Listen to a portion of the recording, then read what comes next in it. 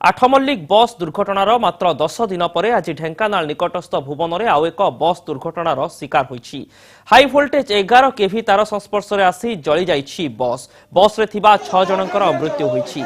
एही बस रे 40 रु अधिक यात्री थिले। 8 जनकु कटक बड़ मेडिकल स्थानांतर करा जाइछि। अन्य आहत माननकु भुवन डाक्तरखाना रे भर्ती करा जाइछि। जाजपुर कामाख्यानगर जाउथबा घरोई बस सन्यासी सबुदिन अन्य एक रास्ता दे जाइथाय। तेबे सही रास्तार मरामती काम चली आज यही रास्ता दे जिबा समय दुर्घटना घटी। रास्तार ओहली रही 11 केवी विद्युत तार संस्पर्श में आसबारू यही दुर्घटना घटी। भुवन बस दुर्घटना मृतकों परिवार को 2 लाख टंका सहायता घोषणा करिसेंती मुख्यमंत्री। आहत को मागणा चिकित्सा सेवा जोगाई दिया। भुवन बस दुर्घटना नहीं दुख प्रकाश करिसेंती मुख्यमंत्री नवीन पट्टनायक।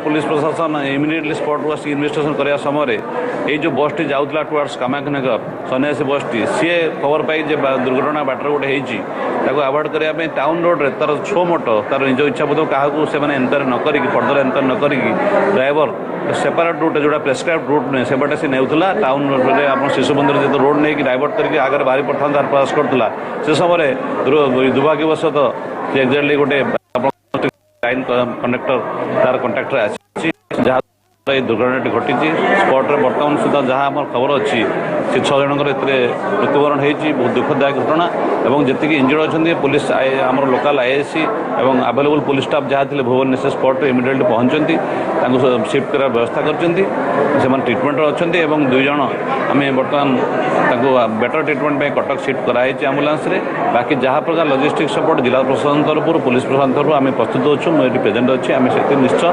सहायता करूँ सब प्रकार सहयोग करूँ।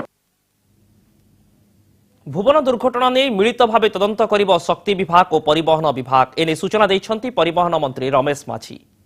भुवन जो दुर्घटना घटी निश्चित भाव में दुखदायक घटना एवं एथिपाई माननीय मुख्यमंत्री जो मैंने मृतक परिवार घोषणा कर 2 लाख टंका और शक्ति विभाग ओपीटी सेल जो 5 लाख टंका से भी घोषणा कर तेणु एभली जो दुर्घटना घटी कौन घटी आम आरटीओ सहित आम जहाँ कथबार्ता होलु जो मेन रोड रे जो गोटे रास्ता जो खई जहाँफल से गोटे बाईपास भिन्न रास्ता जाऊला जहाँफल 11 केवी तार संस्पर्श आसिक दुर्घटना घटी तेणु जॉइंटली इनक्वारी है जना पड़ो शक्ति विभाग और आम विभाग जॉइंटली इनक्वारी करेंगे रिपोर्टा आसला दुर्घटना जी दायी रहे से निश्चित भाव कार्यानुष्ठान हो किंतु जितेबाला गाड़ी जाऊँगी से ड्राइवर मैंने निश्चित भाव में यात्री को धरिकी जाऊँच से जो रास्ता गला बेले निश्चित भाव में सुरक्षित भाव में केमती यात्री जीवे तापाई से गुरुत्व सहित देखा कथा। बस दुर्घटना रे दोषी विरोध में कार्यानुष्ठान ग्रहण कर शक्ति मंत्री प्रणव प्रकाश दास। यह इंजीनियर इन चीफ को घटनास्थल को जावाक निर्देश दि जाइछि। केउ परिस्थिति रे एपरि घटना घटिला तार विधिबद्ध तदंत कराजिबो बोली शक्ति मंत्री कहिसंती। प्रथम तो दुखद घटना मु ऑलरेडी ईआईसी को इलेक्ट्रिक चीफ ताको इनक्वारी करबे पठैछि कोन ताकर टेक्निकल चाहिए एवं जहाँ मृतक परिवार प्रति एवं जहाँ अच्छी जो मैंने संकटापन्न अच्छा डाक्तरखाना चिकित्सा होती ओपीटी सेल सीएम को कही कार्य जहाँ जहाँ दरकार व्यवस्था कर प्रथम आगे इनक्वारी करने रिपोर्ट पठे इनक्वारी रिपोर्ट देवाई कही ईआईसी जाऊँगी इनक्वारी इंजीनियर गवर्नमेंट इंजीनियर नहीं government EIC electric government EIC मुझे कही जिते शीघ्र रिपोर्ट देवाई हाँ GRIDCO CMD OPT cell CMD को कही जहाँ व्यवस्था करा जाए कि दिन 2 दिन भीतर जहाँ व्यवस्था करा जाए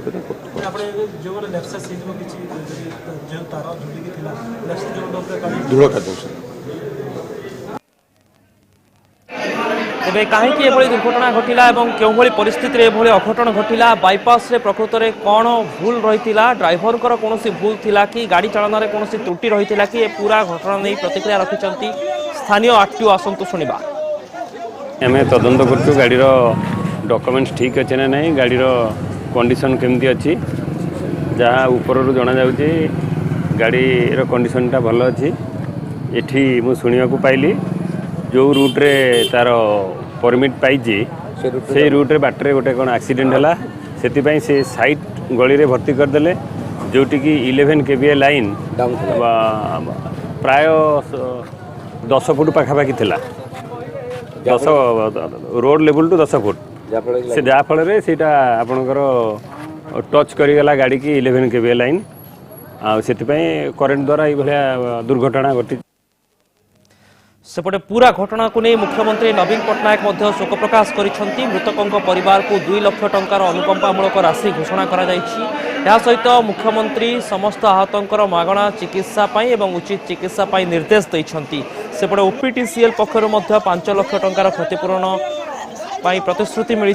एभली तमाम घटना आसिबा परे हुएत मृतकों परिवार को अनुकंपा राशि मिलिजिवो, हुएत आहत माने अवस्था सुधार आसब, किंतु जो मानकर मृत्यु होइछि ना सेमाने केबे फेरी पारिबे, जो मानकर अवहेला पाई एभली घटना घटिछि अंततः सेमाननको उपरे दृढ़ कार्यानुष्ठान नेबार आवश्यकता रहिछि। अपर पक्षरे शक्ति विभाग मध्य पूरा राज्य रे एभली घटना घटिबा परे ढेंकानाल द्वितीय थर पाई घटिबा परे अंततः तर्जमा करिवार आवश्यकता रहिछि। राज्यर आउ केउ स्थान रे एभली विपदपूर्ण अवस्था रे तार झुली रहिछि।